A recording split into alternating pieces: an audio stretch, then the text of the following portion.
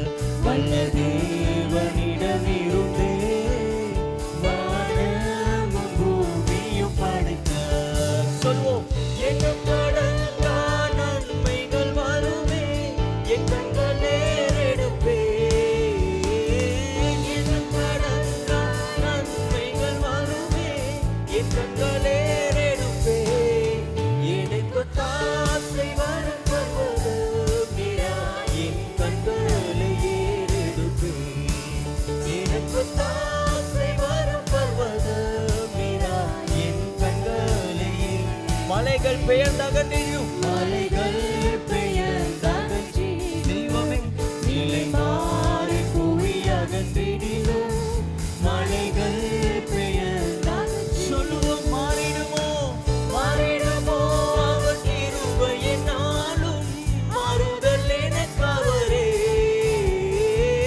மாறிடுமோ அவர் கிருபையினாலும் மாறுதல் எனக்கு அவரே எனக்கு தாசை வரும் பர்வதமிடா என் கண்களை எடுப்பேன் எனக்கு தாசை வரும் பர்வதமிடா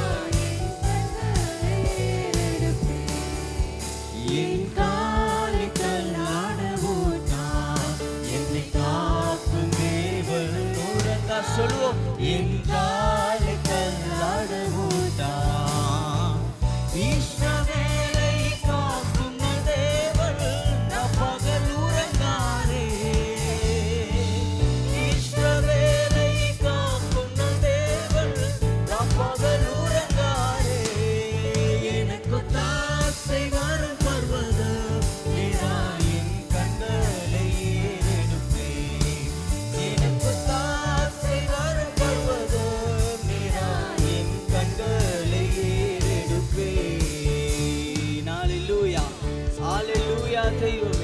உம்மை நாங்கள் உயர்த்துகிறோம் ராஜா.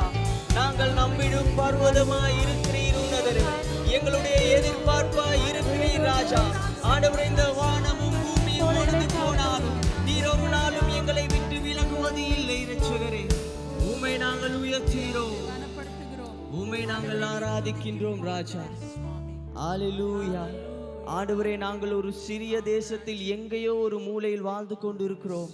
ஆனாலும் உம்முடைய கண்கள் எங்களை கண்டது ஆண்டவரே. எங்களுடைய நிலைமையை கண்டது ஆண்டவரே. எங்களுடைய சூழ்நிலைகளை கண்டது ஆண்டவரே. நீரே எங்களை காண்கிற தெய்வமாய் இருக்கிறீர். நாங்கள் உருவாகிறதுக்கு முன்பதாகவே உம்முடைய கண்கள் என்னை கண்டது ராஜா. அதை நாங்கள் விசுவாசிக்கிறோம். நீரே எங்களை காண்பவரப்பா. ஹல்லேலூயா. உன்னதரே ஓ எங்களை ஆராய்ந்து அறிகிறவர் உம்மை உயர்த்துகிறோம் ராஜா. என்னை காண்பவரே தினம் காப்பவரே என்னை காண்பவரே தினம் காப்பவரே. ஆராய்ந்து அறிந்திருக்கிறேன், ஆராய்ந்து அறிந்திருக்கின்றேன், சுற்றி சுற்றி சூழ்ந்திருக்கின்றீர் உன்னதரே. ஆராய்ந்து அறிந்திருக்கின்றீர், சுற்றி சுற்றி சூழ்ந்திருக்கின்றீர். நான் அமர்வது நான் எழுவது நான் அமர்வது ஐயா நான் எழுவது நன்றாய் நீர் அறிந்திருக்கின்றீர், நன்றாய் நீர் அறிந்திருக்கின்றீர். என்னை காண்பவரே என்னை காண்பவரே சொல்வோம். என்னை காப்பவரே என்னை காப்பவரே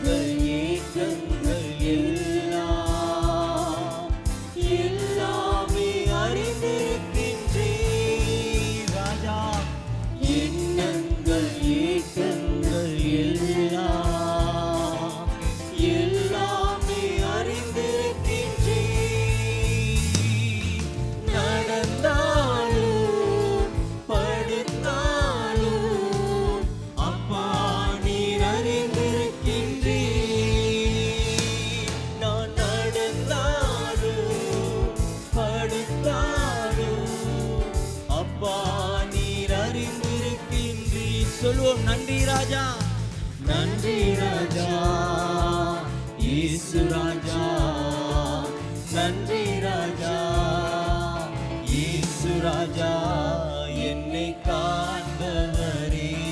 மனதோடு அப்பாவை சொல்வோமா? எங்களை கண்ட தேவனை இந்த காலை பொழுது மனதார நாங்கள் கர்த்தருக்கு நன்றி செலுத்துவோமா? என்னை காண்பவரே, ஓ ரட்சகரே, தீனம் காப்பவரே, மறுபின்னும் நெருக்கி நெருக்கி சுற்றி என்னை சூழ்ந்திருக்கின்றீ, முன்னும் பின்னும் நெருக்கி நெருக்கி சுற்றி என்னை சூழ்ந்திருக்கின்றீரும். திருக்கரத்தால் உம் திருக்கர தினமும் என்னை பற்றி பிடித்திருக்கின்றீ ராஜா. உம் திருக்கரத்தால் தினமும் என்னை பற்றி பிடித்து சொல்லுமா? நன்றி ராஜா, ஓ நன்றி ராஜா, இயேசு ராஜா, நன்றி ராஜா, இயேசு ராஜா, என்னை காண்பவரே, தினம் காப்பவரே. சொல்லுமா? சத்தத்தை உயர்த்தி காண்பவரே. ராஜா, உம்முடைய கண்கள் என்னை கண்டதப்பா. நான் தாயின் கருவில் உருவாகும் முன்னே நீர் என்னை கண்டீர் ராஜா. அல்லேலூயா ரட்சகரே, நாங்கள் உம்மை துதிக்கிறோம் அப்பா. ஓ எங்களுடைய எண்ணங்களையும் ஏக்கங்களையும் அறிகிறீரே. நாங்கள் போகிற இடங்களை எங்களுடைய படுக்கையும் நீர் அறிந்திருக்கிறீரே. ஆண்டவரே, தாவீது சொன்னதை போல நாங்கள் எந்த நிலைமையில் இருந்தாலும் எங்களை காண்கிறவராய் இருக்கிறீரே. ஓ ரட்சகரே, ஓ ராஜா, நான் சொல்லுவோமா அப்பாவை பார்த்து? ஆண்டவரே, நான் அமர்வது ராஜா, நான் எழும்புவது நீங்க நன்றாய் அறிந்திருக்கின்றீர், நன்றாய் அறிந்திருக்கின்றீர். அல்லேலூயா, அல்லேலூயா. தெய்வமே, உம்மை உயர்த்துகிறோம் அப்பா, உம்மை ஆராதிக்கின்றோம் ரட்சகரே. ஆண்டவரே, நீரே எங்களை தேடி வந்த தெய்வமாயிருக்கிறீர். நீரே எங்களை அழைத்த தெய்வமாயிருக்கிறீர். நீர் எங்களுடைய குடும்ப சூழ்நிலைகளை பார்க்கிற தெய்வமாயிருக்கிறீர் ராஜா. அல்லேலூயா. பிரசன்னரே, உம்மை நாங்கள் உயர்த்துகிறோம் ஆண்டவரே. ஆண்டவரே, நீர் எங்களுடைய தேசத்தை கண்ட தெய்வமாயிருக்கிறீர் ராஜா. ஆண்டவரே, நீங்க அழிந்து போகிறதான எங்களை கண்டீர் ஆண்டவரே. நீர் எங்களை பார்க்காவிட்டார், நீர் எங்களை நினைக்காவிட்டார் ஆண்டவரே, எங்களுடைய ஆத்துமாவும் எங்களுடைய சரீரமும் அழிவை நோக்கி சென்றிருக்கும் ஆண்டவரே. நீர் என்னை கண்ட கிருபைக்காக உம்மை துதிக்கிறோம் அப்பா. நீர் என்னை பார்த்த கிருபைக்காக உம்மை ஆராதிக்கின்றோம் ஆண்டவரே. ஓ ரட்சகரே, யாரும் அறியாத என்னை நன்றாய் அறிந்து தேடி வந்த நல்ல நேசரே. சொல்வோம், யாரும் அறியாத என்னை நன்றாய் அறிந்து தேடி வந்த நல்ல நேசரே. உம்மழகான கண்கள் என்னை கண்டதாலே முடிந்ததென்று நினைத்த நான் உயிர் வாழ்கின்றேன். சொல்லுவோம், உம்மழகான கண்கள் என்னை கண்டதாலே முடிந்ததென்று நினைத்த நான் உயிர் வாழ்கின்றேன். தூக்கி எறியப்பட்ட என்னை வேண்டும் என்று சொல்லி சேர்த்து கொண்ட நல்ல நேசரே. சொல்வோம், தூக்கி எறிய தெய்வமே, எங்களை வேண்டும் என்று சொல்லி எங்களை தெரிந்து கொண்ட எங்களுடைய நல்ல நேசரே, உம்மை நாங்கள் உயர்த்துகிறோம் அப்பா.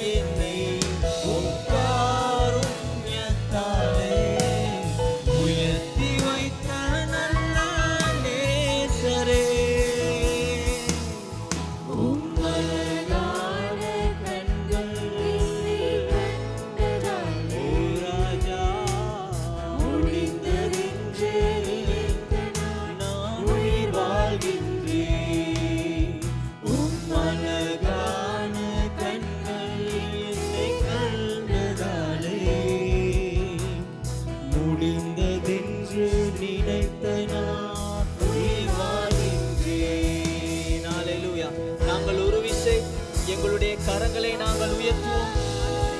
ஹalleluya, ஹalleluya, ஹalleluya. நாங்கள் ஒரு விசை வானத்துக்கு நேராக எங்களுடைய இரு கரங்களை நாங்கள் உயர்த்துவோம். ஆண்டவரே, நாங்கள் ஒன்றுமே இல்லை ஆண்டவரே. நாங்கள் சிறுகவும் நீர் பெருகவும் ஆண்டவரே, நாங்கள் சிறுகவும் எங்களுடைய குடும்பம் சிறுகவும் நீர் பெருகவும் ராஜா. எங்களுடைய கரங்களை ஒரு விசை வானத்துக்கு நேராக உயர்த்துவோம். ஆண்டவரே, எங்களுக்கென்று ஒன்றுமே இல்லை ஆண்டவரே. நாங்கள் இப்ப சுகமாக இருப்பது, நாங்கள் சுகமாக வாழ்றது உம்முடைய சுத்தமான கிருபையினாலே, உம்முடைய காருண்யத்தினாலே ராஜா. உணர்ந்த வண்ணமாய் பாடுவோமா? ஒன்றும் இல்லாத என்னை உம் காருண்யத்தாலே உயர்த்தி வைத்த நல்ல நேசரே. எல்லாம் கனமும் உமக்கே ஆண்டவரே. எல்லா மேன்மையும் உமக்கே செலுத்துகிறோம் அப்பா. எல்லாம் உம்முடைய சுத்தமான கிருபையானவர், உம்முடைய சுத்தமான தயவு ஆண்டவரே. ஓ, ஒன்றும் இல்லாத என்னை உம் காருண்யத்தாலே உயர்த்தி வைத்த நல்ல நேசரே. ஒன்றும் இல்லா எங்கள் தெய்வமே, காருண்யத்தாலே உயர்த்தி வைத்த நல்ல நேசரே. உம்மழகான கண்கள் என்னை கண்டதாலே முடிந்ததென்று நினைத்த நான் உயிர் வாழ்கின்றேன். உம்மழகான கண்கள் என்னை கண்டதாலே முடிந்ததென்று நினைத்த நான் உயிர் வாழ்கின்றேன். நல்ல கரங்களை தட்டி ஆண்டவருடைய நாமத்தை உயர்த்துவோம். ஹalleluya ராஜா. நீர் என்னை கண்ட கிருபைக்காய் உம்மை ஆராதிக்கின்றோம். நீர் என்னை கண்ட கிருபைக்காய் உம்மை துதிக்கிறோம். நீர் என்னுடைய குடும்பத்தை கண்டீர், நீர் என்னுடைய சூழ்நிலைகளை கண்டீர், நீர் என்னுடைய தேசத்தை கண்டீர், நீர் என்னுடைய நிலைமையை கண்டீர், நீர் என்னுடைய காரியங்களை கண்டீர், நீர் என்னுடைய எதிர்பார்ப்புகளை கண்டீர், நீர் என்னுடைய எதிர்காலத்தை கண்டீர் ராஜா.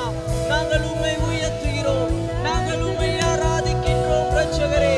நீரே எங்களை காண்கிற தெய்வம் உன்னதரே. நீரே எங்களை உருவாக்குகிற தெய்வம் ஆண்டவரே. நீரே எங்களை நடத்தி செல்கிற தெய்வம் உன்னதரே. உம்மை உயர்த்துகிறோம் ராஜா. நீர் மேலானவர், நீர் போதுமானவர் ராஜா. ஹalleluya. இஸ்ரவேலை காக்கிற தெய்வம், நீர் தூங்குவதும் இல்லை உறங்குவதும் இல்லை என்று வார்த்தையில் வாசிக்கிறோமே. எங்களை காண்கிறவரே, உம்மை ஆராதிக்கின்றோம் அப்பா. நீரே இஸ்ரவேலின் தெய்வமாய் இருக்கிறீர் ராஜா. அல்லேலூயா பிரசன்னரே. நல்லது. உங்கள் ஒவ்வொருவரையும் இயேசு கிறிஸ்துவின் இனிதான நாமத்தினாலே வாழ்த்தி வரவேற்கிறேன். எம்முடைய இணையதளத்திற்குள்ளாக நடைபெறுகிற ஆராதனைகள் தமிழ் ஆராதனை காலை 7 மணிக்கும், சிங்கள ஆராதனை காலை 8:30க்கும், ஆங்கில ஆராதனை 10 மணிக்கும் நடைபெறுகிறது. அதே போலவே நேரிலே சபைக்கு வந்து தேவனை தொழுது கொள்ள விரும்புவீர்களானால் கிருளப்பனையில் இருக்கிற கல்வாரி சபையிலே நீங்கள் எங்களோடு கூட இணைந்து கலந்து கொள்ள முடியும். அங்கு நடைபெறுகிற ஆராதனைகள் தமிழ் ஆராதனை காலை 7 மணிக்கும், சிங்கள ஆராதனை காலை 10:30க்கும், ஆங்கில ஆராதனை காலை 10 மணிக்கும் நடைபெறுகிறது. அதே போல் இணையதளத்தினூடாக உங்களால் எங்களோடு கலந்து கொள்ள முடியாவிட்டால் வாட்ஸ்அப் ஊடாக ஆடியோக்களை கேட்டு நீங்கள் தேவனை துதிக்க முடியும். ஆகவே திரையிலே காணப்படுகிற இந்த எண்ணிற்கு உங்களது பெயரையும் உங்களது தொலைபேசி இலக்கத்தையும் நீங்கள் அனுப்புவீர்களானால் எங்களால் முடியும். ஆராதனை ஆடியோக்களை உங்களுக்கு அனுப்பி வைக்க நீங்கள் அதில் கேட்டு தேவனை ஆராதிக்க முடியும். அதே போலவே உங்களுக்கு ஜெப தேவைகள் எதுவும் தேவையாயின், ஆலோசனைகள் தேவையாயின் இந்த வாட்ஸ்அப் இலக்கத்திற்கு உங்களால் அழைக்க முடியும். எம்முடைய ஊழியர்கள் உங்களுக்காக ஜெபிக்கவும் ஆலோசனைகள் அளிக்கவும் ஆயத்தமாக இருக்கிறார்கள். அதே போலவே இப்பொழுது தேவனுடைய வார்த்தையை கேட்பதற்காக நாங்கள் ஆயத்தமாக இருப்போம். நாங்கள் இந்த வேளையில் தேவனுடைய வார்த்தைக்கு நாங்கள் கடந்து செல்வோமாக. கர்த்தருடைய பிள்ளைகளாக இருக்கிற நாம் அனைவருக்கும் தேவன் நமக்கு கொடுக்கிறதான ஒரு விடுதலையான ஒரு வார்த்தை குறித்து எங்களுக்கு அந்த இடத்துல சொல்லப்பட்டிருக்கிறது. 2 நாளாகமம் 7ஆம் அதிகாரத்தில் 14ஆம் வசனம். 2 நாளாகமம் 7ஆம் அதிகாரம் 14ஆம் வசனத்திலே, என் நாமம் தரிக்கப்பட்ட என் ஜனங்கள் தங்களை தாழ்த்தி ஜெபம் பண்ணி என் முகத்தை தேடி தங்கள் பொல்லாத வழிகளிலிருந்து திரும்பினால் அப்பொழுது பரலோகத்தில் இருக்கிற நான் கேட்டு அவர்கள் பாவத்தை மன்னித்து அவர்கள் தேசத்துக்கு சேமத்தை கொடுப்பேன். தேவன் நமக்கு கொடுக்கிறதான மிக பெரிதான ஒரு வார்த்தை இந்த இடத்துல. அவர் சொல்லுகிறார், அவருடைய நாமத்தை தரிக்கப்பட்ட ஜனங்கள் தங்களை தாழ்த்தி ஜெபம் பண்ணி அவருடைய முகத்தை தேடும் போது, தாங்கள் பொல்லான வழிகளிலிருந்து நாங்கள் மனம் திரும்பி அவருடைய முகத்தை தேடும் பொழுது கர்த்தர் அந்த ஜெபங்களை கேட்டு அவர் எங்களுக்கு இந்த தேசத்துக்கு அவர் ஆசீர்வதித்து நாங்கள் செய்த பாவங்களிலிருந்து எங்களை மன்னித்து தேசத்துக்கு ஆசீர்வதிப்பார் என்று தேவன் சொல்லியிருக்கிறார். இது நமக்கு இருக்கிறதான பெரிதான ஒரு பொறுப்பு. ஆகவே நாங்கள் இந்த வேளையில் ஜெபம் பண்ணுவோம். ஆண்டவருக்கு இந்த வார்த்தை கூடாக தேவன் தாமே எங்களோடு இருந்து பேசும்படியாக. ஹல்லேலூயா. கிருபையும் மகா பரிசுத்தமும் ஜீவன் நல்ல பிதாவே சுவாமி, இந்த வேளையில் நாங்கள் ஜெபிக்கிறோம். நீங்கள் எங்களோடு இருந்து இந்த வார்த்தை கூடாக பேசும்படியாக சுவாமி நாங்கள் ஜெபிக்கிறோம். ஆண்டவரே சுவாமி, இந்த தேசத்தில் உம்முடைய பிள்ளைகளாக இருக்கிற நாம் அனைவரும் ஒன்றிணைந்து இருக்கிறோம் சுவாமி. எங்களுக்கு இருக்கிறதான பொறுப்பு, அதாவது நாங்கள் கிறிஸ்தவர்களாக சுவாமி மண்டையில் வருகிறதான இந்த காலகட்டத்திலே சுவாமி எங்களுக்கு இருக்கிறதான இந்த பொறுப்பை நாங்கள் சரியாக நிறைவேற்றுபவர்களாக இந்த பூமியில் குடியிருக்கத்தக்கதான ஆசீர்வாதத்தை எங்களுக்கு தருவீராக. ஆண்டவரே சுவாமி, உம்முடைய அன்பின் கரங்க கற்பணிக்கிறோம். இயேசுவின் நாமத்தில் கேட்கிறோம் நல்ல பிதாவே. ஆமேன் ஆமேன். நன்றி. யாவருமாக அமர்ந்து கொள்ளலாம்.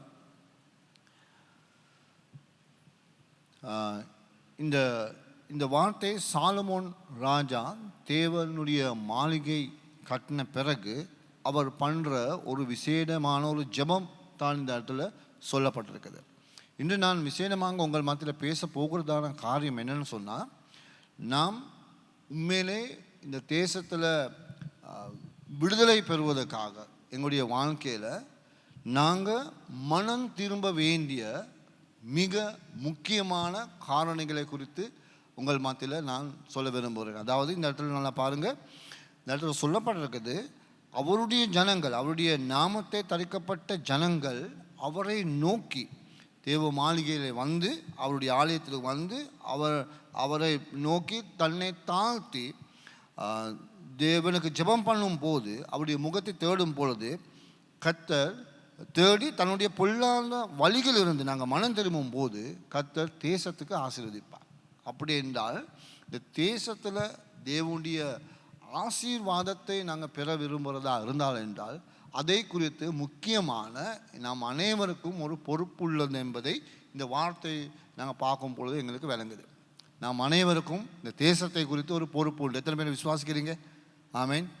எங்களுக்கு சபையை குறித்து தேசத்தை குறித்து பொறுப்பு உண்டு என்பதை இந்த வார்த்தையை குறித்து எங்களுக்கு சொல்லப்படுது. அதுலேயும் முக்கியமாக பாருங்கள், நாங்கள் ஜெபம் பண்ணி இந்த இடத்துல மிக தெளிவாக சொல்லப்பட்டிருக்குது. நாங்கள் ஜெபம் பண்ணி எங்களுடைய பொல்லான வழிகளிலிருந்து நாங்கள் மனம் திரும்பினால் தேவன் தேசத்துக்கு சேமத்தை தருவார் என்று சொல்லி, தேவன் தேசத்துக்கு ஆசீர்வதிப்பார் என்று சொல்லப்பட்டிருக்குது.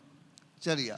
அப்படி என்றால் நாங்கள் எங்களுடைய வாழ்க்கையில் ஆண்டவருடைய சன்னிதானத்திலிருந்து எவ்வளவு எங்களுடைய வாழ்க்கையில் நாங்கள் மனம் திரும்புகிறோமோ, மனம் திரும்பி அவருடைய முகத்தை நாங்கள் தேடுகிறோமோ, அந்த அளவுக்கு தேவன் எங்களுக்கு இந்த தேசத்துக்கு ஆசீர்வதிக்கிறவராக இருக்கிறார். ஹல்லேலூயா, ஆமேன்.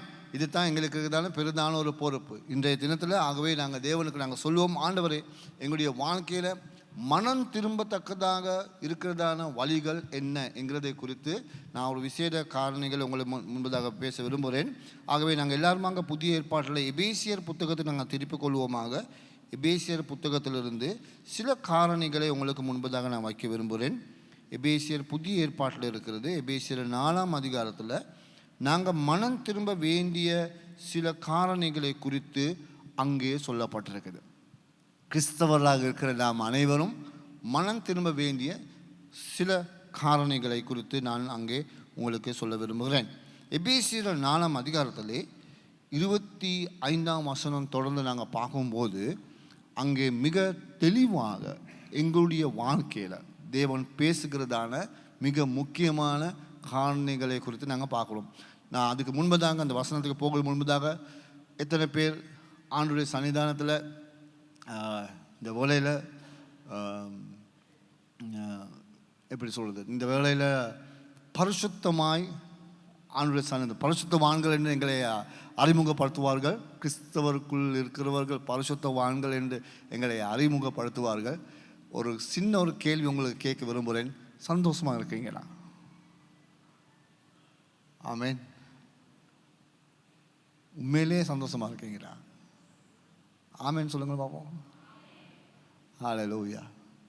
ஓகே, பரிசுத்தவான்களாக இருக்கிற நாம் அனைவரும் மனம் திரும்ப வேண்டிய முதல் காரணியை குறித்து இங்கே சொல்லப்பட்டிருக்கு. 25ஆம் வசனம் பாருங்கள்.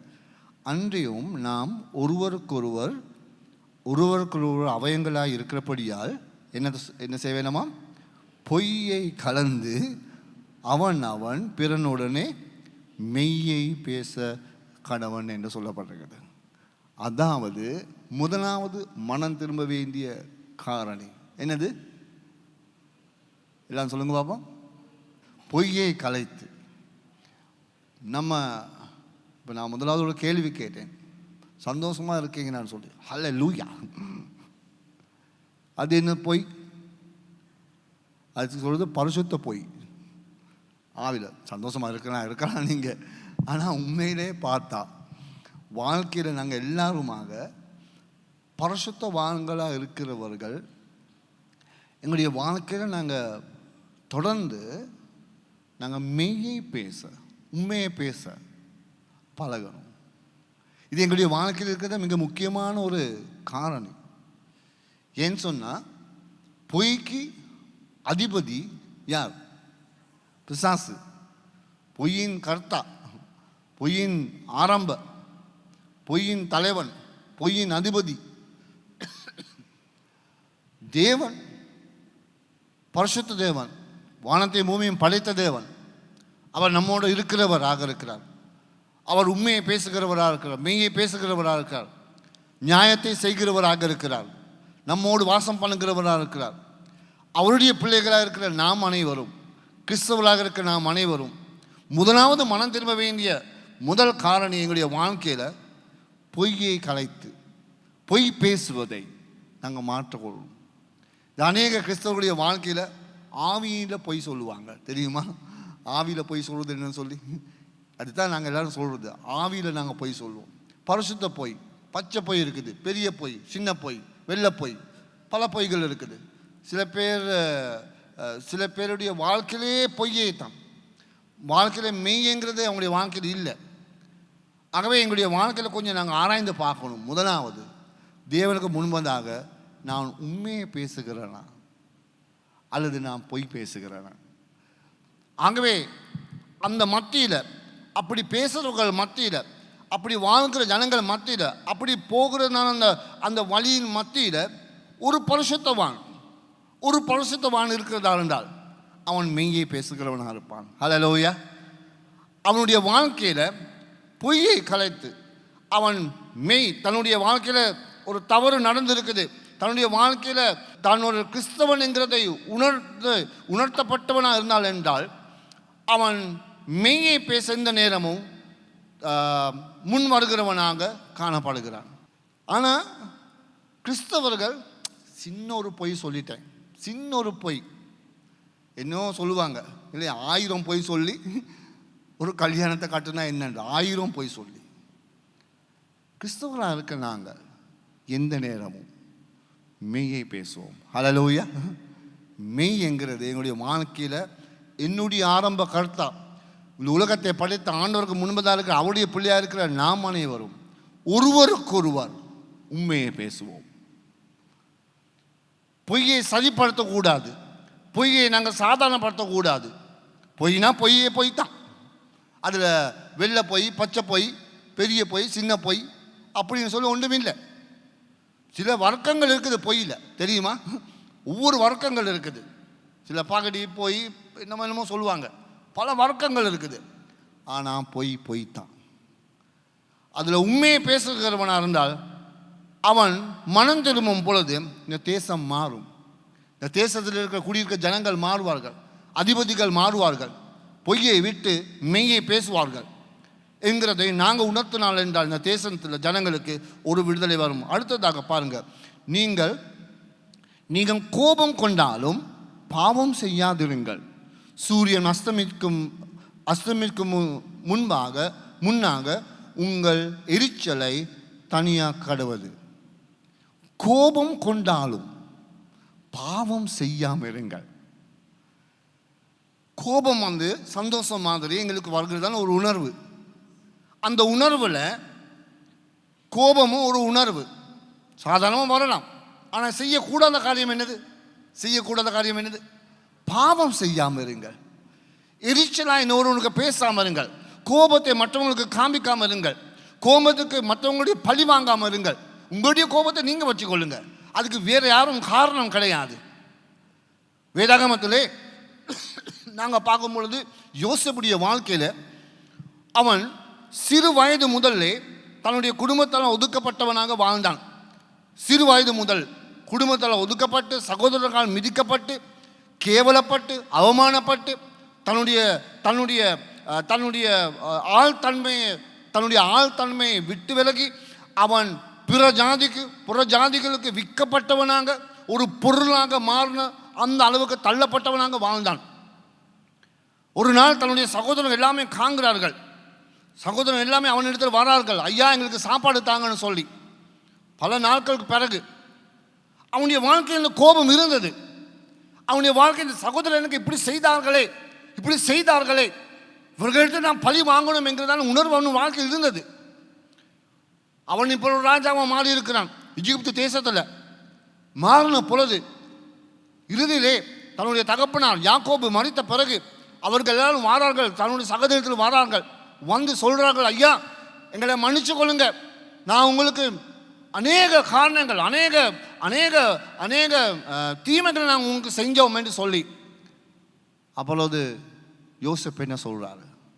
தன்னுடைய குடும்பத்தால் ஒதுக்கப்பட்டவனாக, மிதிக்கப்பட்டவனாக, தள்ளப்பட்டவனாக இருந்து ஒரு ராஜா இப்போ அவனோட ராஜாவாக இருக்கிறான்.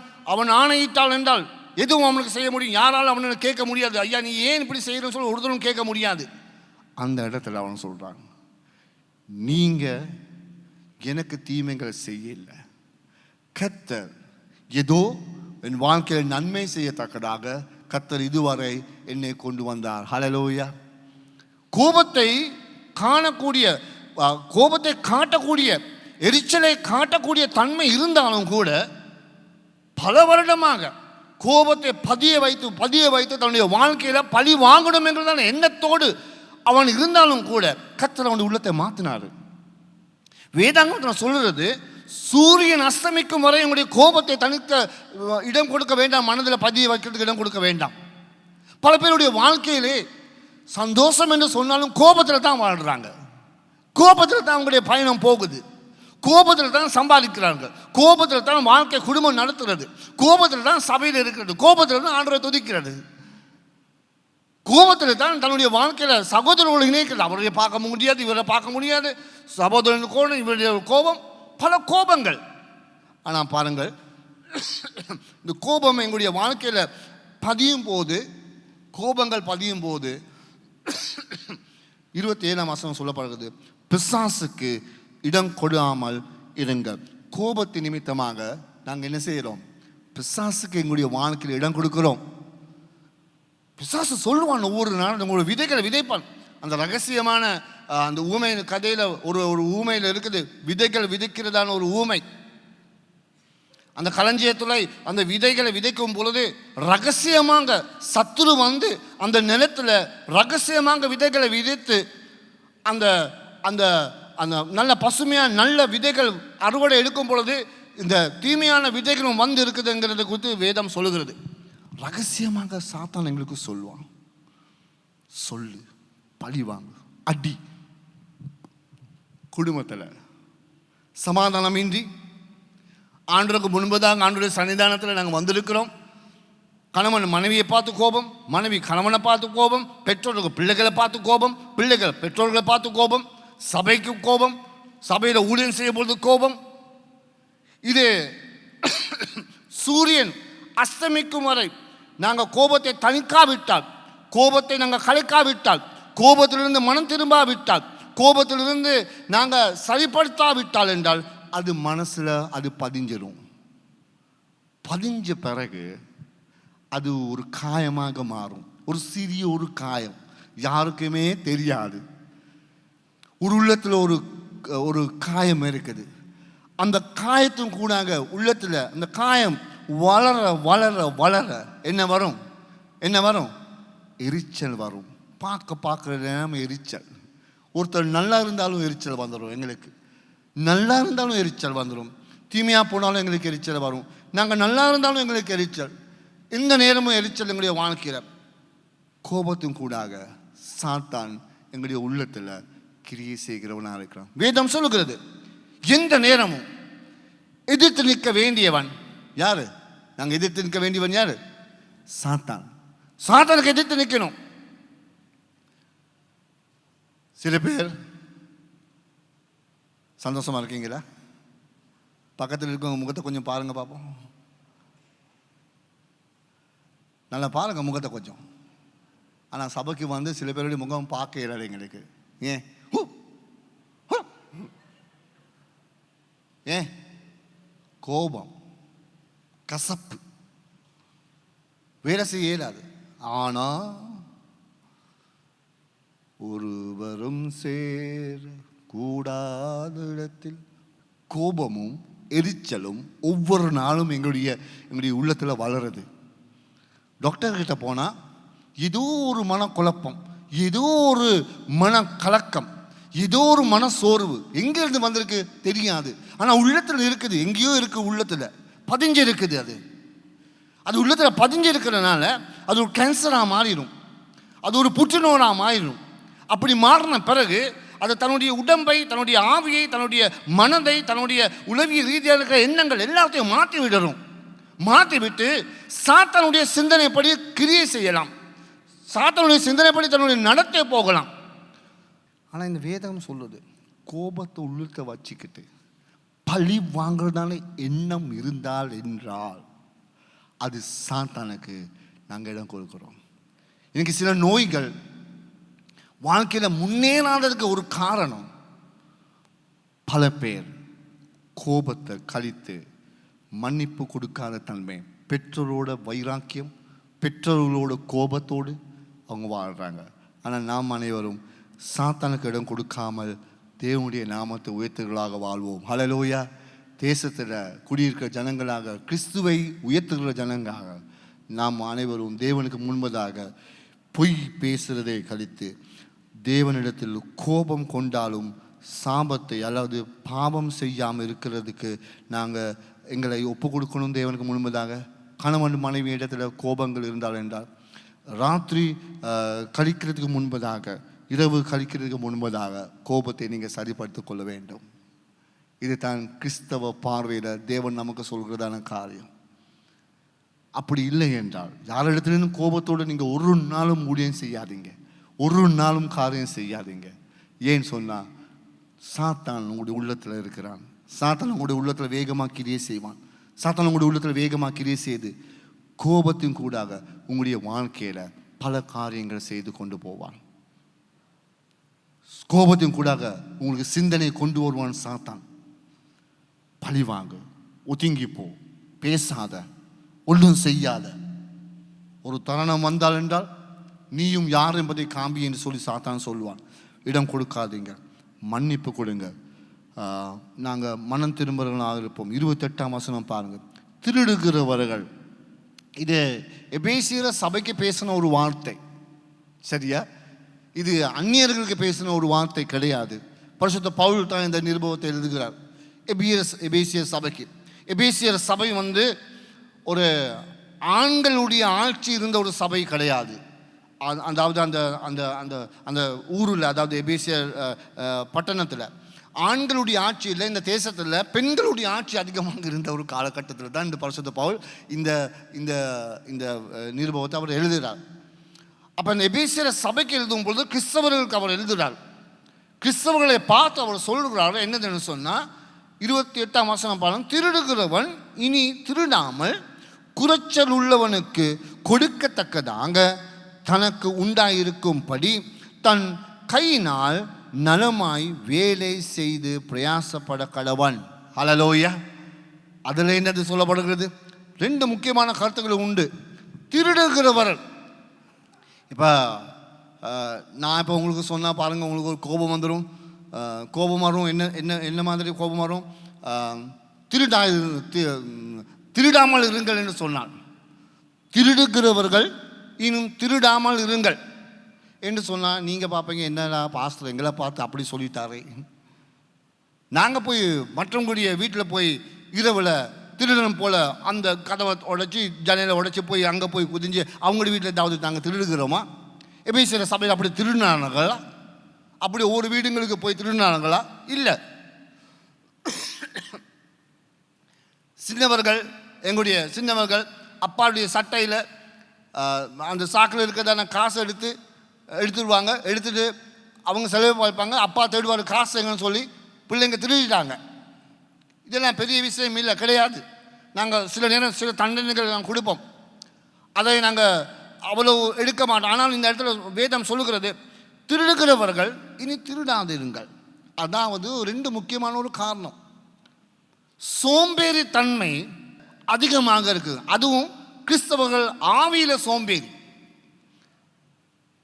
உண்மையிலே சொல்ல போனால் எங்களுடைய வாலிபர்களுக்கு வேலைக்கு போகிறவங்களாக இருந்தால் நல்லோம். வேலைக்கு போகிறவங்களும் கூட நான் சொல்கிறேன், அம்மா அப்பா இப்போ சொல்லுங்கள் பார்ப்போம். அம்மா அப்பா வேலைக்கு போகிறது இன்னைக்கு சர்ச்சுக்கு வர்றதுக்கு உங்களுடைய பிள்ளை எத்தனை முறை நீங்கள் எலும்புனீங்க? எலும்புடா, எலும்பு எலும்பு. பிள்ளைங்களோட வர்றதா இருந்தால் எத்தனை முறை சொல்லியிருப்பீங்க? எலும்பு, நாங்கள் சர்ச்சுக்கு போகணும், எலும்பு சர்ச்சுக்கு போகணும். நீங்கள் போங்க, நான் வாரம் பின்னால், அப்படி தான் சொல்லுவாங்க. சரிங்க, நீங்கள் போங்க, நாங்கள் வாரம் பின்னால். வேலைக்கு போகிறோன்னு சொல்லுறது, வேலைக்கு டைம் ஆகுது எல்லாம். அந்த எல்லாம் எடுத்தாலும் கூட பாருங்கள், எல்லாம் வைப்போம். ஆனால் எல்லாம் சத்தம் கேட்காது. அப்பா சாரி அம்மா சாரி எலும்பு தான் எல்லாமே அவங்க எலும்பு. இப்படி எல்லாம் சத்தம் கேட்குதா, ஆஃப் பண்ணுன்னு சொல்லணும். அப்போ அவன் நல்லா தூங்குவான். ஆண்களுக்கு நான் சொல்கிறதான ஒரு விஷயம், எல்லாம் ஆண்கள், வாலிப ஆண்கள், பெண்களும் கூட தான். சோம்பேறி தன்மை எல்லாமே இலவசமாக பெற்றுக்கொள்ள அந்த உள்ளம் இந்த தேசத்தில் இருக்குது. இல்லைன்னு சொல்கிறீங்களா?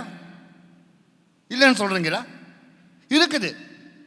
யாராவது ஒரு வெள்ளைக்காரன் எங்களுக்கு ஏதாவது கொடுக்குறதா இருந்தால் பெருசாக போய் வாங்கிட்டு அப்படியே நாங்கள் இருப்போம். இன்றைக்கி சபையில் ஏதோ ஒரு திரிப்போசா பேக்கெட் ஒன்று கொடுக்குறதா இருந்தால் இன்றைக்கி சபையில் ஆட்கள்லாம் குமிஞ்சிருப்பாங்க இன்றைக்கி, இல்லையா? சோம்பேறி தன்மை உள்ளவன் என்ன செய்வான்? மற்றவங்களுடைய வருமானத்தை திருடுவான். மற்றவங்களுடைய உழைப்பில் அவன் சாப்பிடுவான். இதுதான் திருடுகிறது. அவனுடைய உழைப்பு, அவனுடைய நேரத்தை அவன் செலவழிக்கிறது தனக்காக அல்ல, தேசத்துக்காக அல்ல, தேசம் முன்னேறணுங்கிறதான அந்த நம்பிக்கையோடு அல்ல. நம்முடைய சோம்பேறித்தன்மை நிமித்தமாக ஊழியக்காரங்கள் எழும்ப மாட்டேங்கிறார்கள். நம்முடைய பணத்தில், நம்ம சம்பாதிக்கிறதான அந்த பணத்தில், அது நம்முடைய பணம், இது நான் சம்பாதிச்சது. ஆகவே தேவனுக்கு கொடுக்க வேண்டியது கூட நாங்கள் ஒழுங்காக கொடுக்க மாட்டேங்கிறோம். எங்கே நாங்கள் திருடுகிறோம்? காணிக்கை பையில நாங்கள் திருடுகிறோம். தனக்கு பெற்றுக்கொள்ளதான ஒரு கஞ்சத்தன்மை இருக்குது. கர்த்தருடைய வீட்டில், அவருடைய பலத்தில், அவருடைய மூச்சில், அவருடைய ஞானத்தில், அறிவில், தெளிவில், அவருடைய சுகத்தில் ஊழியம் செய்து கொண்டு காரியங்கள் செய்து கொண்டு நாங்கள் இருக்கிறோம். அவருக்கு கொடுக்க வேண்டிய பங்கை கொடுக்காமல் இருந்தால், அவருடைய வீட்டுக்கு சேர்ந்த வேண்டியதை நாங்கள் கொடுக்காமல் இருந்தால், இன்னைக்கு வாலிபர்கள் தன்னுடைய தகப்பனுக்கு பார்க்க, தன்னுடைய அப்பாவுக்கு பார்க்க சம்பாதிக்கிறார்கள். சில நேரம் அதுவும் கொடுக்காமல் இருக்கிறார்கள். சிலர் அநேக சோம்பேறியில் வாழ்கிறார்கள். தேவனுடைய பாகத்தை நாங்கள் சரியாக தேவனுக்கு கொடுக்காவிட்டால் என்றால், பழைய ஏற்பாட்டில் மல்கியா புத்தகத்தில் சொல்லப்படுகிறது 3ஆம் அதிகாரத்தில் 10ஆம் வசனத்தில், நீங்கள் தேவனுடைய பண்டிகை சாலையில் இருந்து திருடுகிறீர்கள் என்று சொல்லி தேவன் சொல்லுகிறார். இந்த தேசத்துக்கு ஒரு எச்சரிக்கை. ஏன் இந்த தேசம் கொடுக்கிறதுக்கு பார்க்கிலும் வாங்குறது தான் நாங்கள் முன் வருகிறவராக இருக்கிறோம். ஊழியக்காரங்களும் மேலிருந்து, ஆகாயத்திலிருந்து, வானத்திலிருந்து ஊழியக்காரங்கள் விருவார்கள் பார்த்து கொண்டு இருக்காங்க. நம்மளுடைய வாழ்க்கையில் இந்த தேசத்தில், இந்த மண்ணுக்கு, இந்த தேசத்தில் மண் இருக்கிற ஒரு ஜாதியாக, ஒரு சாதியாக நாங்கள் இந்த தேசத்தில் இருக்கிற ஜனங்களுக்காக இயேசுவை கொண்டு போகிறதுக்காக நாங்கள் எழுப்பி நிற்போம் என்கிறதான அந்த எண்ணம் இல்லை. யாராவது வந்திருந்தால் அதை நாங்கள் திருடி அப்படியே நாங்கள் வாழ்கிறத நாங்கள் பார்க்க முடியாது. பிரியமானவர்களை, தேவனுக்கு முன்பதாக நாங்கள் திருடர்கள் அல்ல. இந்த எபேசிய சபை திருடர்கள் அல்ல. ஆனால் சோம்பேறி தன்மை இருந்தது. ஏன் சொன்னா, பெண்களுடைய ஆட்சி அதிகமாக இருக்கும்படியாக ஆண்கள் எல்லாருமே பெண்களை பார்த்து, நீங்க வேலை செய்யுங்க, அவங்க தான் அரசாங்கத்தை ஆளுகினார்கள், நீங்க வேலை செய்யுங்க, நீங்க சம்பாதிச்சு எங்களுக்கு கொட்டுங்க, நாங்கள் வீட்டில் இருக்கிறோம், நாங்கள் வீட்டில் எல்லாத்துக்கும் காரியங்க பார்த்துக்கொண்டு சொல்லி இருந்தார்கள். அதுதான் பரிசுத்த பவுல் சொல்றாரு. கிறிஸ்துவ பார்வையில் அப்படி கிடையாது. நாங்கள் உழைப்போம், தேசத்தில் நன்மைக்காக நாங்கள் உழைப்போம், எங்களுடைய நேரத்தை நாங்கள் சரியாக ஒதுக்குவோம், தேவனுடைய பாகத்தில் தசம பாகத்தை, தேவனுக்கு கொடுக்க வேண்டிய நன்மை, பெரியோர்களை தேவனுக்கு கொடுக்க வேண்டிய நன்மை, தேவனுக்கு கொடுக்க வேண்டிய ஸ்தோத்திர பலி, தேவனுக்கு கொடுக்க வேண்டிய அந்த தியாகத்தை நாங்கள் ஒழுங்கா தேவனுடைய நாமத்தை திருடாமல் கொடுப்போம். கர்த்தருடைய இந்த தேசத்துக்கு தேவன் சேமத்தை ஏற்படுத்துவார். இது நாங்கள் மனம் திரும்ப வேண்டிய பொல்லான வழிகள். நாங்கள் எங்களுக்கு இருக்க செலவுகள் அதிகமாக இருக்குது, கடன் பிரச்சனை அதிகமாக இருக்குது. ஏன் இதுக்கு காரணம்? உள்ளான ரீதியாக நாங்கள் சரியாக பார்த்தால், குடும்பத்தில் பொருளாதார வீழ்ச்சிக்கு சரியாக பார்த்தால், குடும்பத்தில் சமாதானம் என்று சரியாக பார்த்தால் என்றால், உள்ளான ரீதியில் ஆனத்தில் நீங்கள் சிந்தித்து பார்த்தால் என்றால், நீங்கள் கர்த்தருக்கு கொடுக்கிறதுல திருடி இருக்கீர்கள். திருடன் என்று சொன்னால், அவன் ஒரு திருடனை பார்த்தால் என்றால் அவனுக்கு நிம்மதியாக வாழ முடியுமா? நிம்மதியாக தூங்க முடியுமா? திருடுகிறவனுக்கு நிம்மதியாக இருக்க முடியுமா? முடியாது. எப்படி அவன் இருப்பான்? இந்த நேரம் போலீஸில் வந்து அவனை பிடிச்சிட்டு போவாங்களே எனக்கு தானே சந்தேகமான எண்ணத்தில் வாழ்ந்துருப்பான். மனசில் நிம்மதி இல்லை, சமாதானம் இல்லை. காரணம், அவன் எங்கேயோ ஒரு நாள் ஒரு இடத்துல திருடி இருக்கிறான்.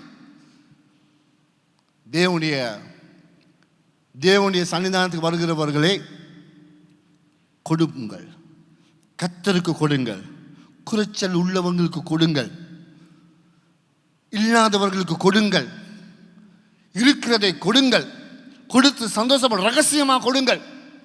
அதுவும் அந்த ட்ரம்பட் அடிக்க வேண்டாம், நான் இவனுக்கு இப்படி செஞ்சுட்டேன், நான் அவனுக்கு அப்படி செஞ்சேன், ட்ரம்பட் அதுவும் இருக்குது எங்களுக்கு. நாங்களும் அப்படியா? வேதம் அப்படி சொல்கிறது இல்லை. ரகசியமாக கொடுங்கள். அல்லேலூயா. உங்களுடைய வருமானத்தில் கொடுத்து பாருங்கள், திருடாமல்.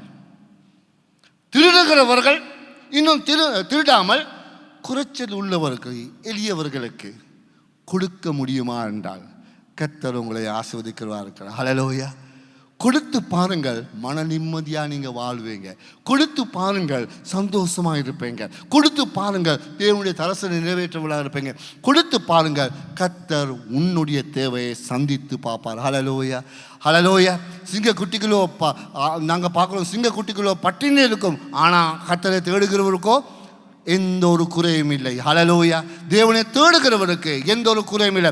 நாங்கள் இந்த உலகத்தில் நின்று, இந்த தேசத்தில் நின்று நாங்கள் சொல்லுவோம், உன்னுடைய வருமானத்தில் தான் நானும் வாழ்கிறேன், உனக்கு கிடைக்கிற சம்பளத்தில் தான் நானும் வாழ்கிறேன், நீ அந்நியனாக இருக்கிறேன், நான் தேவனை வணங்குறவனாக இருக்கிறேன். அப்படி இருந்தாலும் கூட நான் சந்தோஷமாக என்னோட குடும்பத்தில் வாழ்கிறேனே. இது எப்படி காரணம்? என் தேசம், என் தேவன் என்னை இந்த தேசத்தில் நடத்துகிறார். ஹல்லேலூயா. பொருளாதார ரீதியாக எந்த ஒரு வீழ்ச்சி வந்தாலும், எந்த ஒரு சேமம் வந்தாலும், எந்த ஒரு கஷ்டம் வந்தாலும், எந்த ஒரு எந்த ஒரு வித்தியாசம் இந்த உலகத்தில் மாறினாலும், கர்த்தரை விசுவாசிக்கிறவன் எவனோ அவன் நீதிமானை அவர் காக்கிறவராக இருக்கிறார். ஹல்லேலூயா. அவர் அந்த வழியிலிருந்து கொண்டு போகிறவராக இருக்கார். இஸ்ரவேல் ஜனங்கள் அநேக உபத்திரங்கள் மத்தியில் போனாங்க. எது சாப்பிடுவோம், எது நாங்கள் உடுப்போம் என்கிற பலவிதமான சந்தேகத்தோடு மன குழம்புனவராக போனார்கள். கர்த்தர் 40 வருஷமாக எந்த ஒரு குறையுமின்றி அவர்களை வழிநடத்துகிற தெய்வத்தை நாங்கள் விசுவாசிக்கிறோம். ஹல்லேலூயா, ஹல்லேலூயா. அந்த தெய்வத்தை விசுவாசிக்கிறவர்களாக இருக்கிற நாங்கள் எங்களுடைய குறைகளை கண்டு, ஐயோ நான் எப்படி வாழ போகிறேன், எப்படி நான் முன்னுக்கு போக போகிறேன், எப்படி நான் இந்த மாசத்தை கொண்டு போக போகிறேன் என்று சொல்ல பல எண்ணங்களோடு, மாம்சத்தை இச்சத்தோடு, மாம்சம் இச்சையோடு, மாம்சத்தின் ஆசைகளோடு, மாம்சமான அந்த பண ஆசையோடு, அந்த பண வெறியோடு வாழ்கிறவர்களாக இருந்தால் என்றால் அது இந்த தேசத்துக்கு நாங்கள் கொடுக்கிறதான நல்ல ஒரு வழி கிடையாது. அது இல்லை. நாம் ஆண்டவருடைய வழி நடத்துகிறதாக நான் போகிறேன். ஹல்லேலூயா. கர்த்தர் எங்களை காத்து கொண்டு போகிறார். ஹல்லேலூயா. இன்றைக்கி உங்களுடைய வாழ்க்கையில் பலவிதமான, ஐயோ என்னை குடும்பத்தில் நான் எப்படி சமாளிப்பேன், அப்படி நான் எப்படி செய்வேன், இப்படி நான் என்ன செய்வேன் அப்படின்னு சிந்தித்துக்கு இருந்தால் வானத்தையும் பூமியையும் படைத்த தேவனை நோக்கி பாருங்கள். அந்த தேவனை விசுவாசிக்கிறவர்களை கர்த்தர் நடத்தி செல்வார். ஹல்லேலூயா. அவர் எங்களை கொண்டு போவார். ஆமென். ஹல்லேலூயா, ஹல்லேலூயா. எல்லாம் ஆண்கள் சொல்லுங்க பார்ப்போம், ஹல்லேலூயா சொல்லி. ஆண்களுக்கு தான் இந்த பிரதான பிரச்சனை. பையில் பணம் இருந்தால் தான் வாழ்க்கையில் கொஞ்சம் ஒரு சந்தோஷம். பணம் இல்லாட்டி சந்தோஷம் கிடையாது. ஆனால் எங்களுடைய உள்ளத்தில் நிறைவான ஆண்டவர் இருந்தால் என்றால் அதுவே எங்களுக்கு ஒரு சந்தோஷம். ஹல்லேலூயா. அதுவே எங்களுக்கு ஒரு சந்தோஷம். ஆமென். ஹல்லேலூயா. பாருங்கள், அடுத்ததாக, ஆகவே முடிஞ்ச அளவு மற்றவங்களுக்கு கொடுங்கள், தாராளமாக கொடுங்கள். கர்த்தர் சொல்கிறார், அவருக்கு மற்றவங்களுக்கு நாங்கள் கொடுக்கும் பொழுது ஒரு வார்த்தை இருக்குது. கர்த்தர் சொல்கிறார், அது அவருக்கு கடனுக்கு கொடுத்தது போலன்னு சொல்லி.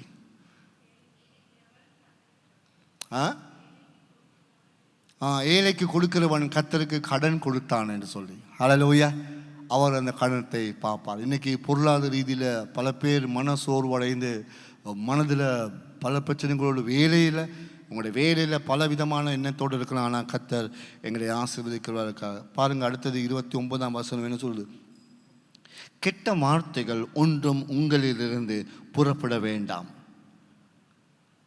பக்தி விருத்திக்கு ஏதுவான நல்ல வார்த்தைகள் உங்களால் உண்டானால் அதுவே கேட்கிறவர்களுக்கு பிரயோஜனம் உண்டாக படிக்க பேசுங்கள் என்று சொல்லப்படுது.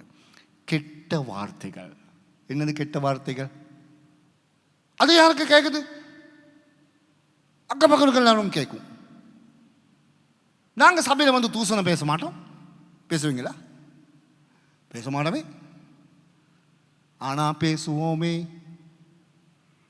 ஏதாவது ஒரு குறிச்சலை பார்த்து ஏதாவது முகத்துக்கு சொல்லிடுவோமே. பாருங்க, இந்த இடத்துல சொல்லப்படுகிற வார்த்தை, கெட்ட வார்த்தைகள் ஒன்றும் உங்கள் வாயிலிருந்து புறப்பட வேண்டாம். பக்தி விருத்திக்காக, மற்றவங்களை ஊக்கப்படுத்துகிற, மற்றவங்களை தைரியப்படுத்துகிற, மற்றவங்களை உயர்த்தி பேசுகிறதான வார்த்தைகளை பேசுகிறேன். ஏன் இந்த வார்த்தைகளை பேச முடியாது? சபைக்கு வர்றதே மற்றவங்களை குறையை தேடிக்கொண்டு வர்றதா இருந்தால் நீங்கள் நல்ல எண்ணத்தோடு இல்லை சபைக்கு வர்றது. மற்றவருடைய கெட்ட வார்த்தைகளை பேசுகிறதா இருந்தால் அந்த பேச்சிருந்தால் அந்த பேச்சு நிமித்தமாக சபையில் இருக்கிறதான ஜனங்களுடைய உள்ளங்கள், சகோதரருடைய உள்ளங்கள் உடைந்து போகிறதா இருந்தால் நாங்கள் நன்மை இல்லை செய்கிறது. இந்த தேசத்தில் இருக்கிற ஜனங்களை மாதிரி நாங்கள் செய்கிறோம். தேசத்தில் கொடியை ஏற்றி நாங்கள் சுதந்திரம் பெற்றுட்டோம் என்று சொன்னாலும் கூட, ஆனால் எங்களுடைய உள்ளத்தில் இன்னும் சுதந்திரம் வந்தில்லை.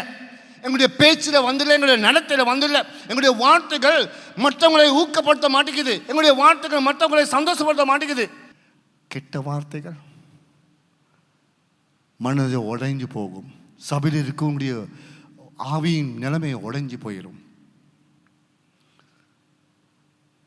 ஆவியின் ஆண்டவரிடத்தில் இருக்கிறத சந்தோஷத்தை அது சந்தோஷம் உடைஞ்சி வாழ்க்கையில் நிம்மதியை அறுத்து போட்டுரும். தைரியப்படுத்துங்க ஒவ்வொருத்தரையும்.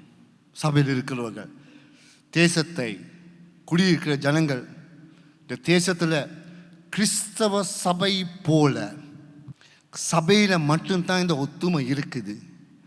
சபையில் மட்டும்தான் நல்ல வார்த்தைகள் பேசுவாங்கன்னு சொல்லி தேசம் அறியும். சபையில் மட்டும்தான் நம்ம மற்றவங்களை உற்சாகப்படுத்துறதான வார்த்தைகள் இருக்குதுன்னு சொல்லி நாங்கள் சொல்கிறது.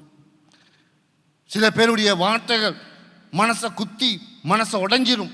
அந்த வார்த்தைகள் நிமித்தமாக நாங்கள் அதை எடுத்து நாங்களே அதை போட்டுக்கொண்டு மனசில் போட்டுக்கொண்டு சும்மா நாங்கள் ஆண்டவரிடத்தில் மனம் குழம்புனவர்களாக நாங்கள் வாழ்வோம்.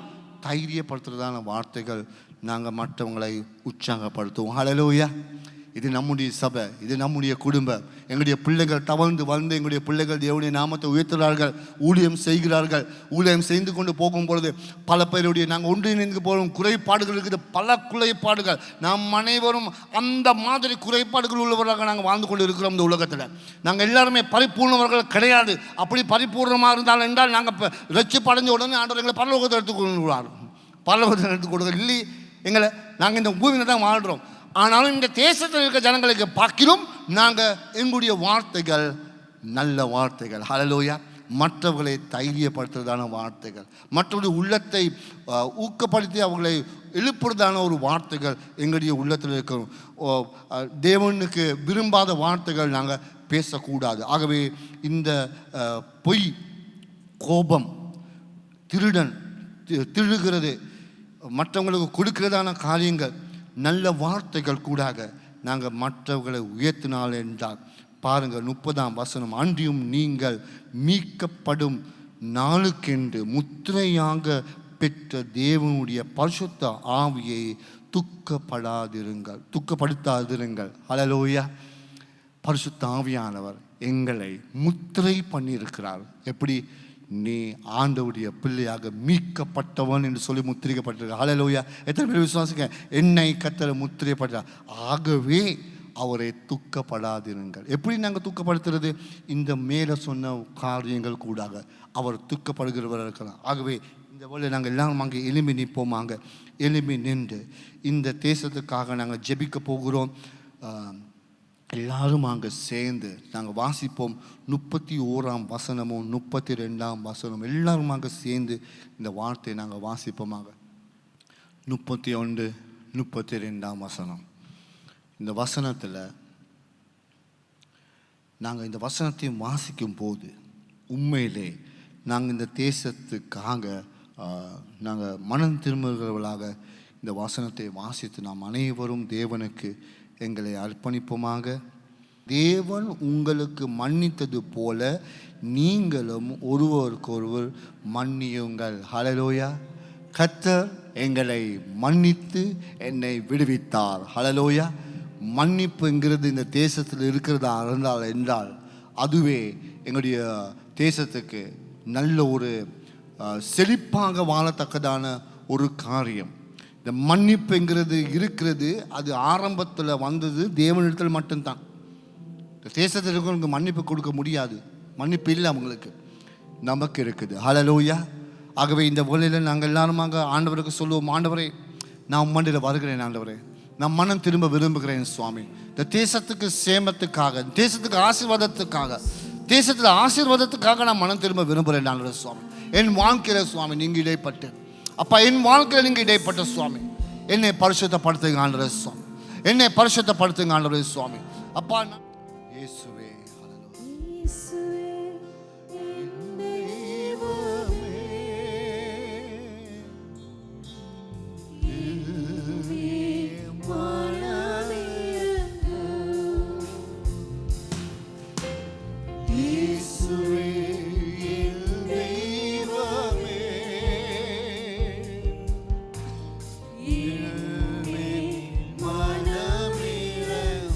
ஆழமாக எங்கள் இதயத்தை அர்ப்பணிப்போம். பாவம் செய்தேன் உம்மை நோக செய்தேன் நான் பாவம் செய்தேன் உம்மை நோக செய்தேன் உம்மை தேடாம வாழ்ந்து வந்தேன் உம்மை தேடாம வாழ்ந்து வந்தேன் என்னை மன்னியும் தெய்வமே என்னை மன்னியும் தெய்வமே இயேசுவே என் தெய்வமே என் மேல் மனமிரங்கும் இயேசுவே என் தெய்வமே என் மேல் மனமிரங்கும் அநியாயம் செய்தேன் கடும் கோபம் கொண்டேன் அநியாயம் செய்தேன் கடும் கோபம் கொண்டேன் பிறவாழ்வை கெடுத்தேன் ஐயா பிறவாழ்வை கெடுத்தேன் ஐயா என்னை மன்னியும் தெய்வமே என்னை மன்னியும் தெய்வமே இயேசுவே என் தெய்வமே என் மேல் மனமிரங்கும் இயேசுவே என் தெய்வமே முழுலத்தை ஆண்டவர் காரி போனே போமாங்க என் மேல் மனமிரங்கும் மை மறுதலைந்தேன் பின் வாங்கி போனேன் உம்மை மறுதலைந்தேன் பின் வாங்கி போனேன் உம் வல்லமை இழந்தேன் ஐயா உம் வல்லமை இழந்தேன் ஐயா என்னை மன்னியும் தெய்வமே என்னை மன்னியும் தெய்வமே இயேசுவே என் தெய்வமே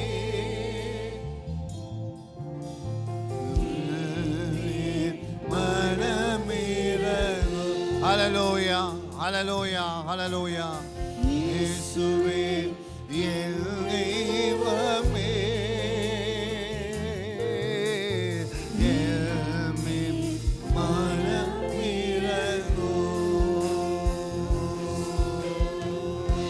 ஹல்லேலூயா ஹல்லேலூயா அப்பா உம்மை துதிக்கிறோம் ஆண்டவரே சுவாமி ஹல்லேலூயா ஹல்லேலூயா ஹல்லேலூயா ஓ ஆண்டவரே சுவாமி அப்பா உம்மை துதிக்கிறோம் ஆண்டவரே ஹல்லேலூயா ஹல்லேலூயா அப்பா உம்முடைய நாமத்தை உயர்த்துகிறோம் ராஜா இயேசுவே எங்களை கழுவுங்க ஆண்டவரே உம்முடைய இரத்தத்தினாலே கழுவுங்க எங்களை மன்னியுங்க ஆண்டவரே சுவாமி எங்களுடைய பாவ அக்கிரமங்களிலிருந்து எங்களை மன்னித்து எங்களை விடுவீங்க ஆண்டவரே சுவாமி எங்களை விடுவீங்க ஆண்டவரே சுவாமி உம்முடைய இரட்சப்பு சுவாமி உடைய இரட்சப்பு எங்களுக்கு தருவீராக இயேசுவே உம்மை துதிக்கிறோம் ஆண்டவரே ஹல்லேலூயா ஹல்லேலூயா ஹல்லேலூயா ஹல்லேலூயா யாரா ஹல்லேலூயா யாவருமாக கரங்களை உயர்த்தி சொல்லுவோமா ஹல்லேலூயா ஆண்டவரே இந்த தேசத்துக்கு உம்முடைய சேமத்தை தருவீராக இந்த தேசத்துக்கு உம்முடைய சேமத்தை தருவீராக கர்த்தாவே இந்த தேசத்தை ஆசீர்வதிக்கும்படியாக ஜெபிக்கிறோம் அப்பா இந்த தேசத்தில் உம்முடைய நாமம் பரவலும் உம்முடைய நாமம் பரவலும் உம்முடைய பிள்ளைகளாக இருக்கிற நாம் அனைவரும் உம்முடைய நாமத்தை கொண்டு போகணும் ஆண்டவரே